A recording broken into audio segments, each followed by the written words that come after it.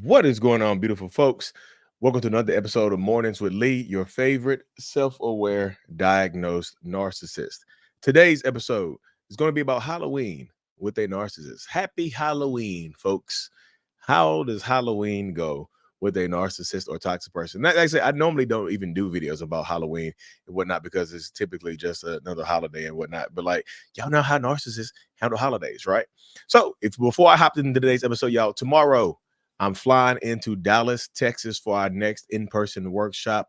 November 2nd and November 3rd, we'll be in Dallas, and then Houston, Texas on the 3rd for our in-person workshops. You can check it out at mentalhealness.net/events to get registered for those workshops in person, live. We'll see you there. We're going to have a great time, y'all. But yes, how do narcissists handle Halloween? How do narcissists behave on Halloween? How do we act on Halloween? I saw a saying the other day is like Halloween is the first time of the year. It's the one time of the year where the monsters get to take their mask off. You see what I'm saying?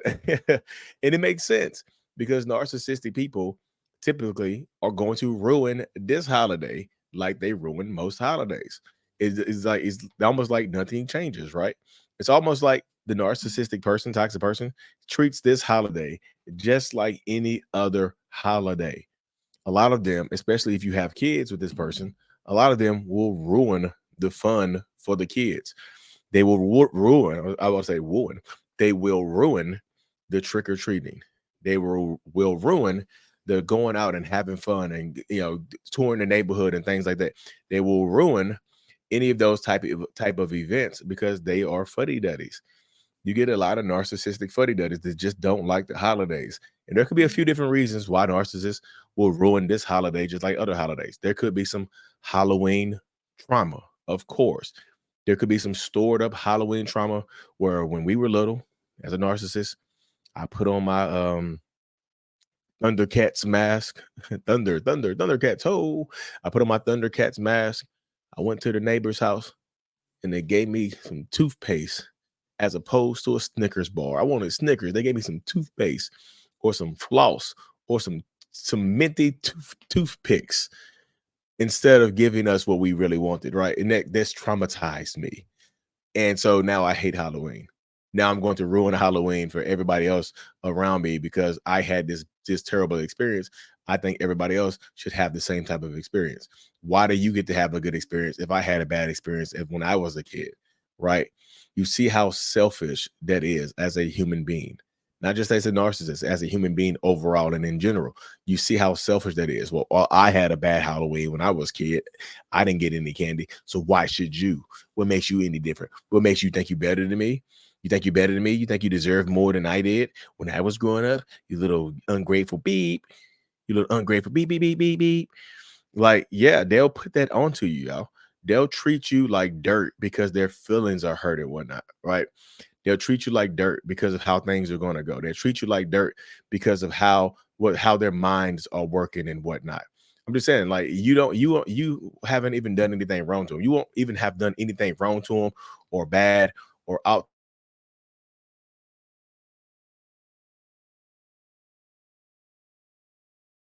way, shape, or form, right? They'll treat you like you've done something horrible to them when you haven't.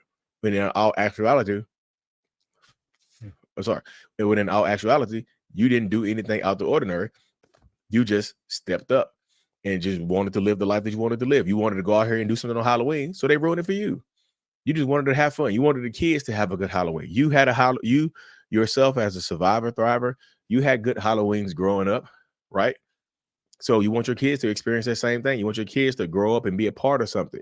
Like you want your kids to go to school dressed up. Like even this morning, my son went to school dressed up as Harry Potter.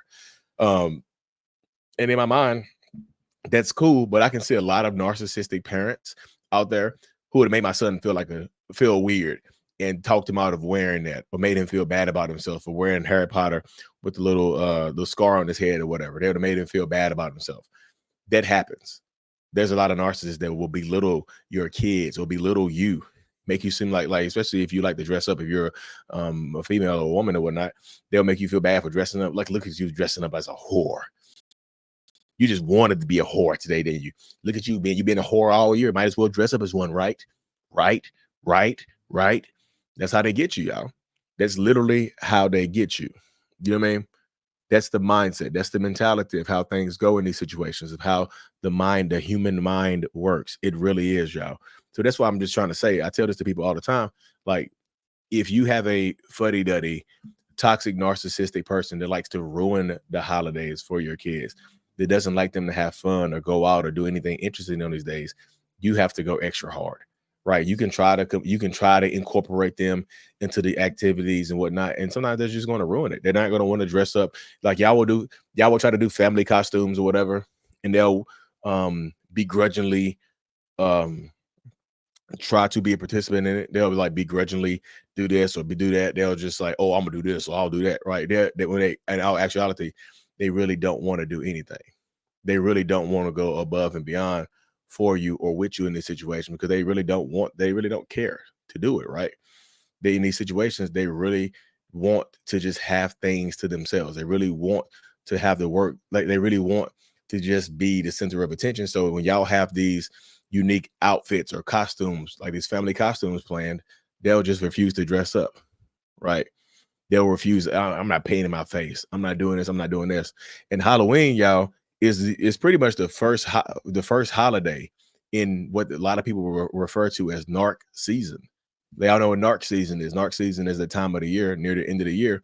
It goes from about around this time, Halloween, it goes from October to like February of next year.